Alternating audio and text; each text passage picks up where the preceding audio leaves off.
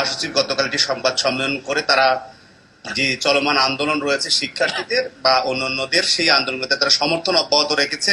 কিন্তু তাদের রাজনৈতিক কার্যালয়ে যেহেতু এই কারফিউর মধ্যে রাজনৈতিক কর্মসূচি কোনোভাবেই পালন করা যায় না, সভা সমাবেশ বৈঠক সবকিছুই এক ধরনের বন্ধ থাকে, সেই কারণে তারা সবকিছুই বন্ধ রেখেছে। তারা শুধুমাত্র তাদের বিবৃতি তারা যখন প্রয়োজন মনে করছেন তারা তখন ঘরোয়াভাবে সংবাদ সম্মেলন ডেকে তারা তাদের দল, রাজনৈতিক দল হিসেবে তাদের পর্যবেক্ষণ, কখনো বা তাদের মন্তব্য তারা দিচ্ছেন। কিন্তু এর বাইরে কোনো ধরনের নেতা কর্মীদের কোনো অবস্থান, কোনো ধরনের মিছিল সমাবেশ, এ ধরনের কোনো খবর আমরা যেমন পাইনি, একই রকম ভাবে দলের পক্ষ থেকেও এই ব্যাপারে কোনো সিদ্ধান্ত আমরা জানতে পারিনি। গতকাল বিকেল 5টা পর্যন্ত বিএনপির মহাসচিবের সংবাদ সম্মেলন, আর আজ সকাল থেকে এই ধরনের কোনো কর্মকাণ্ড চোখে আমাদের পড়েনি। তবে বিএনপির কার্যালয় তালাবদ্ধ রয়েছে, বাইরে থেকে আইন শৃঙ্খলা বাহিনীর সদস্যরা রয়েছে এবং বিএনপি কার্যালয়ের ভেতরে কাউকে প্রবেশ বা কেউ ভেতর থেকে বের হওয়ার কোনো তথ্য আমার কাছে নেই।